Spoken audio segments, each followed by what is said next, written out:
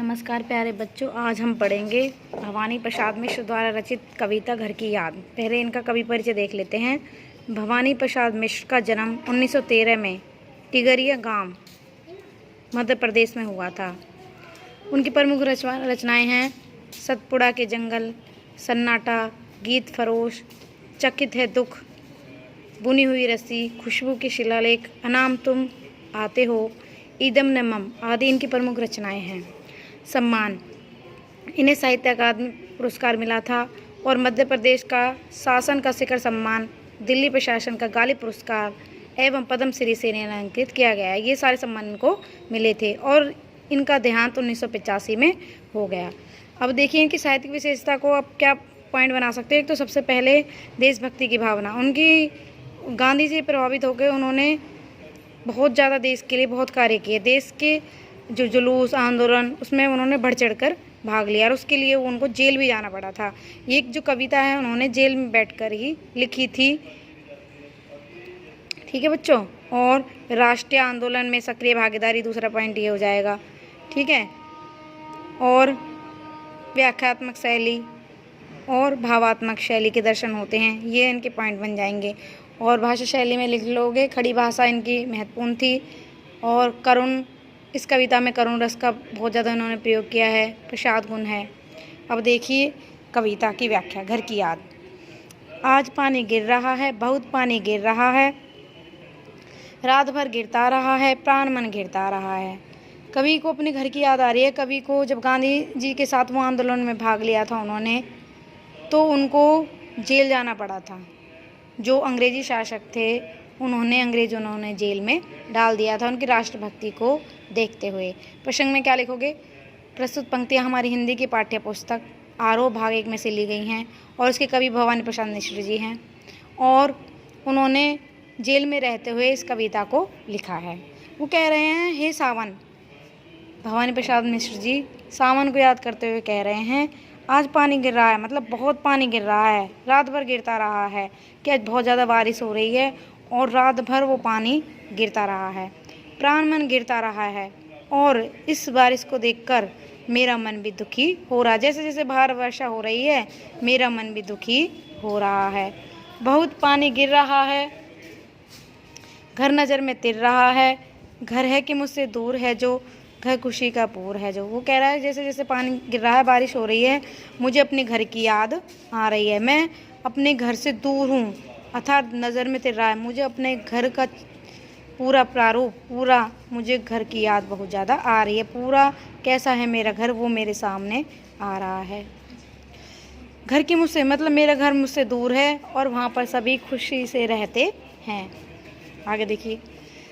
घर में 4 भाई, मायके में बहन आई। वो कह रहा मेरे घर में 4 भाई हैं और 4 बहनें हैं, अर्थात बहन आई बाप के घर, हाय रे प्रताप के घर। मेरी जो बहनें हैं वो अपने पिता के घर आई हैं, अर्थात मेरे अपने बाप के साथ साथ मेरे पिता के घर भी आई हैं, अर्थात वो मेरी बहनें हैं। हाय रे प्रताप, इस समय उसके पापा बड़े दुखी हैं, पिताजी बड़े दुखी हैं, तो उनके घर पे वो आई हैं।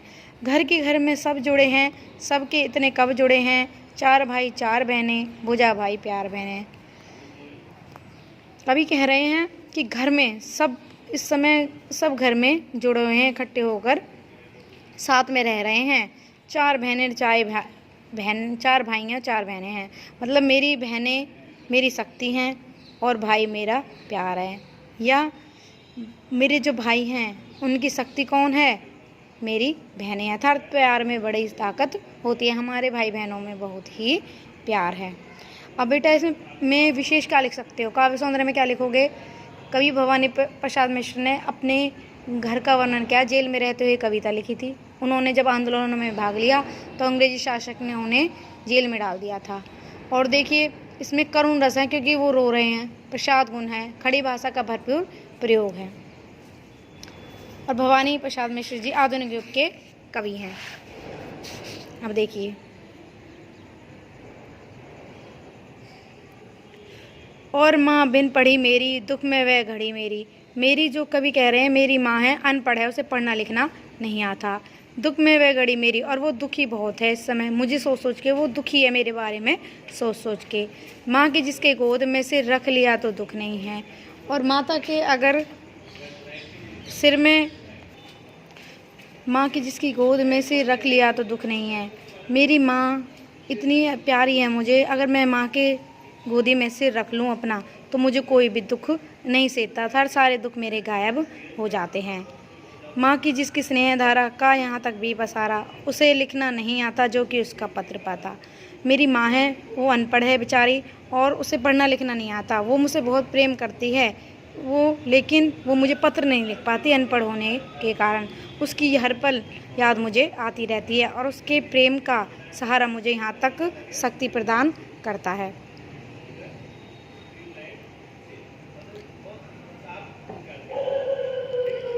पिताजी जिनको बुढ़ापा एक क्षण भी नहीं व्यापा। मेरे जो पिता हैं वो बूढ़े हो चुके हैं, लेकिन ऐसा उन्हें देखकर नहीं लगता, अर्थात वो बड़े तंदुरुस्त हैं, जो अभी भी दौड़ जाएं, जो अभी भी खिलखिलाएं। और मेरे पिता अभी भी दौड़ जाएंगे और खिलखिला जाएंगे, अर्थात उनके अंदर अभी भी युवाओं जैसा शक्ति है, जो अभी भी युवा पुरुष की तरह दौड़ लगा सकते हैं, जो अभी भी युवा की तरह खिलखिलाकर हंसते रहते हैं। मौत के आगे न हिचके, शेर के आगे न बिचके, बोल में बादल गरजता, काम में झंझा लरजता। मेरे पिता ऐसे हैं जिनको वृद्धावस्था का आभास एक क्षण के लिए भी नहीं हुआ, अर्थात वो अभी तक बूढ़े नहीं हुए हैं और वो मौत को भी सामने देखकर भागते नहीं, अर्थात यमराज को देखकर भी नहीं भागते और शेर को दहाड़ देखकर भी भयभीत नहीं होते। उनकी आवाज़ में बादल जैसी गर्जना और तूफान है और वो तूफान की जैसी तेजी में बातें करते हैं। आगे देखिए। आज गीता पाठ करके, दंड सौ साठ करके, खूब मुग्धर हिला लेकर, मूठ उनको मिला लेकर। कभी कहते हैं कि मेरे पिताजी आज सुबह उठकर गीता का पाठ किया होगा और फिर 260 दंड बैठक उन्होंने लगाई होंगी। उसके बाद मुग्धर द्वारा व्यायाम करते हुए उनकी मूठ को मिलाया होगा, अर्थात वो मुद्गल से भी व्यायाम करते हैं। जब कि नीचे आए होंगे, नैन जल से छाए होंगे, हाय पानी गिर रहा है, घर नज़र में तिर रहा है। जब पिताजी व्यायाम करने के बाद छत से नीचे आए होंगे तो उनकी आंखों में आंसू धारा बहने लगी होगी, अभी भी उनकी वर्षा हो रही होगी आंसुओं की। मेरी आंखों के सामने मेरे घर का ये दृश्य दिखाई दे रहा है, हाय रे पानी गिर रहा है, अर्थात मेरे नैनों के साथ साथ मेरा मन भी रो रहा है और मुझे अपने घर की बड़ी याद आ रही है। पांचवा मैं हूँ अभागा, जिसे सोने पर सुहागा। पिताजी कहते रहे हैं, प्यार में बहते रहे हैं। कवि मिश्र जी कह रहे हैं कि मैं पांचवा अभागा हूँ, अर्थात ये मेरा दुर्भाग्य है कि जिसे पिता सोने पर सुहागा कहते थे, था जो अपने पिता को सबसे ज़्यादा प्रिय था वो ही उनसे अलग है। वो हमेशा मुझे देख कर प्रसन्न होते रहते रहे थे और मैं दुर्भाग्य के कारण कारावास में आज बंद हूँ। आज उनके स्वर्ण बेटे लगे होंगे उन्हें हेटे, क्योंकि मैं उन पर सुहागा बंधा बैठा हूँ अभागा। आज उनके चारों सोने जैसे बेटे उनके घर में उनके साथ होंगे, लेकिन उन्हें वो छोटे हीन लग रहे होंगे, उन्हें वो अच्छे नहीं लग रहे होंगे, क्योंकि मैं सोने पर सुहागा अर्थात अत्यधिक प्रिय पुत्र यहाँ दुर्भाग्य के कारण कारावास में बंद हूँ। वो मुझे सर्वप्रिय बेटा कहते थे और आज मैं कारावास में हूँ तो वो बड़े दुखी हो रहे होंगे। और माँ ने कहा होगा, दुख कितना सहा होगा, आँख में किस लिए पानी, वहाँ अच्छा है भवानी। पिता की दशा को देखकर मेरी माँ ने उन्हें समझाया होगा कि दुखी मत हो, हमारा बेटा वहाँ पर खुश होगा। तुम्हारी आँख में आंसू क्यों हैं, वहाँ जेल में भवानी स्वस्थ होगा। गया है सो ठीक है, यह तुम्हारी लिखी है, और जो वो जेल में गया है उसने देश के लिए कार्य किया और तुमने ही तो सिखाया है देश पर काम करना, कि देश के लिए मर मिटना। इसलिए हमारा बेटा आज जेल में है, इसलिए पर फिर भी तुम दुखी मत हो, वो तुम्हारी लीक पर चल रहा है, अर्थात तुम्हारे द्वारा जो देशभक्ति का पाठ पढ़ाया है, जो मार्ग दिखाया उसके अनुसार ही वो चल रहा है, इसलिए तुम भी कच्चे मत हो। माँ समझाते हुए आगे कहती हैं पिता को, पाँव जो पीछे हटाता को मेरी लजाता। अगर हमारा बेटा देशभक्ति ना करके अपने पाँव को पीछे खींचता, अर्थात ब्रिटिश राज्य की स्वाधीनता को उनकी जो गुलामी है उसको स्वीकार कर लेता, तो मेरी कोख को लजाता था, मुझे भी वो अच्छा नहीं लगता।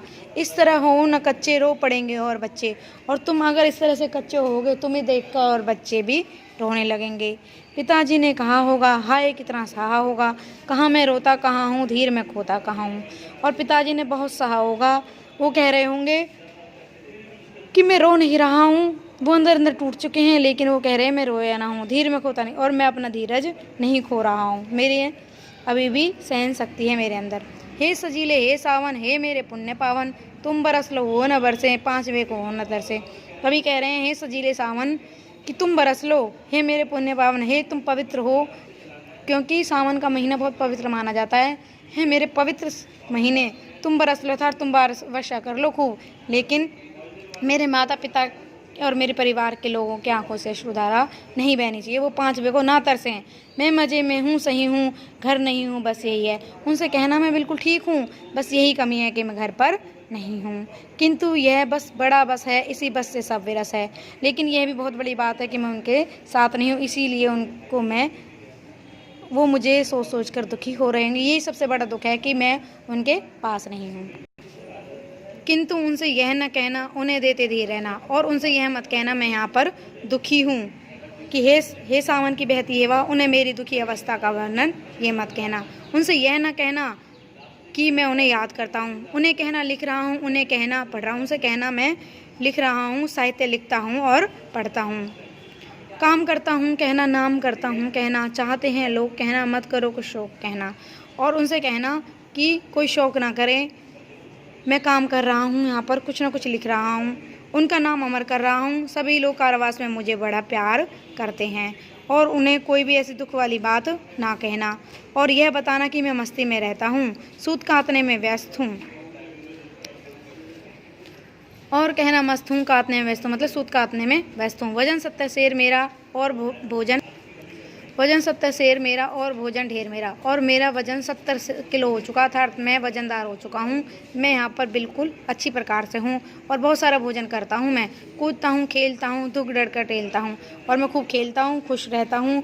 अगर कोई दुख सामने आए तो उसे हिम्मतपूर्वक मैं उसे सहन कर लेता हूँ। और उन्हें कहना मस्त हूँ मैं, ऐसा ना कहना कि उन्हें याद करके मैं उदास हूँ, उसे ये कभी मत बताना। यूँ ना कहना हंसता हूँ अर्थात मैं बहुत दुखी हूँ, ये बात उनको बिल्कुल भी नहीं बताना। हाय रे ऐसा ना कहना कि जो वैसा ना कहना, कह देना जागता हूँ, आदमी से भागता हूँ। हाय जो मेरी वास्तविक स्थिति है उसे ना कहना, यह मत कहना कि मैं जागता रहता हूँ और आदमी से मिलने से भी कतराता हूँ। यह मत बताना कि मैं चुप हूँ, कहना देना मौन हूँ, मैं खुद न समझूँ कौन। और यह मत कहना मैं मौन हूँ, चुप हूँ, और ये मत कहना मैं अपने आप को ही भूल चुका हूँ, चार खुद को भी मैं समझ नहीं पा रहा हूँ। देखना कुछ बक न देना, उन्हें कोई शक न देना। फिर वो सावन से कह रहा है, लेकिन उन्हें कुछ मत बताना, मेरी वास्तविक हालत के बारे में उसे बिल्कुल मत बताना। हे सजीले हे सावन, हे मेरे पुण्य पावन, तुम बरस लो वो न बरसे, पांचवे को वो न तरसे। हे सजे हुए सौंदर्यपूर्ण हरी भरी सावन की ऋतु, हे मेरे मनमोहक सावन, तुम मेरी पवित्र कर्मों का फल हो। तुम चाहे कितनी भी वर्षा कर लो, किंतु मेरे परिवारजनों की आंखों से पांचवें पुत्र की याद के आंसू ना निकलें, अर्थात वो मुझे याद करके दुखी ना हो, उनके मन में हिम्मत बढ़ाते रहना। कानून रस है, प्रसाद गुण है, ऐतुकान छंद है बेटा, खड़ी भाषा का भरपूर प्रयोग हुआ है। और कवि ने जीवन में जेल में रहते हुए अपने जीवन और अपने माता पिता, अपने भाई बहनों का वर्णन किया है। अब ये व्याख्या आपको याद करनी है और अच्छे से लिखनी भी है। अब थोड़ा सा प्रश्न उत्तर देख लीजिए, ये आपको लिखने हैं बच्चे। प्रश्न पहला देखिए, पानी के रात भर गिरने और प्राणमन गिरने से क्या परस्पर क्या संबंध है। रात भर पानी के गिरने और प्राणमन गिरने से परस्पर यह संबंध है कि कवि के मन में, उसकी आंखों के सामने अपने माता पिता की याद आ रही है, अपने भाई बहनों की याद आ रही है, इसलिए उसका मन भी दुखी हो रहा है। वो कह रहा है दूसरा प्रश्न है, माई के आई बहन के लिए कवि ने घर को परिताप का घर क्यों कहा है। माई के आई बहन के लिए कवि ने घर को परिताप का घर इसलिए कहा क्योंकि उसका एक भाई स्वयं, कवि अपने लिए प्रकट कर रहा है, वो जेल में है, इसी कारण अपने भाई को घर में न पाकर वह दुखी होंगी, इसलिए परिताप का घर कहा गया है। पिता के व्यक्तित्व की विशेषता बताओ, कैसे थे उसके पिता। धार्मिक प्रवृत्ति के थे, देशभक्त थे और बहुत सूझबूझ उनका व्यक्तित्व था, कसरत करते थे और अपने संतानों से बहुत प्रेम करते थे और हमेशा हंसते रहते थे। निम्नलिखित पंक्तियों में बस शब्द के प्रयोग की विशेषता बताएं। बस शब्द का प्रयोग बार बार द्वारा लयबंध के लिए करा है कि उनसे की लयबद्धता का सुंदरता के लिए, केवल काव्य सुंदरता को बढ़ाने के लिए। बस का अर्थ केवल तथा दुख दो रूपों में प्रयोग किया हुआ है कि बस शब्द करुण रस की उत्पत्ति करी है, इसलिए हुआ और बार बार बस का प्रयोग द्वारा कवि के मन की बेचैन स्थिति का भी एहसास हुआ है। 5वां प्रश्न देखिए, कविता की अंतिम 12 पंक्तियों को पढ़कर कल्पना कीजिए कि कवि अपनी किस स्थिति मन स्थिति का वर्णन छिपाना चाहता है। माता पिता के से वो अपने दुख को छिपाना चाह रहा है कि वो जेल में कैसी बुरी स्थिति का वो देख रहा है, बुरी स्थिति में रह रहा है, इसको अपने माता पिता से छुपाना चाहता है। अब आपको समझ में आ गए होंगे बच्चे ये सारी व्याख्या। देखो, कवि परिचय, फिर व्याख्या और फिर प्रश्न उत्तर और शब्द अर्थ भी याद करने बेटा, लिखने भी है। और कुछ भी नहीं आए ना तो मेरे से फ़ोन करके पूछ लेना।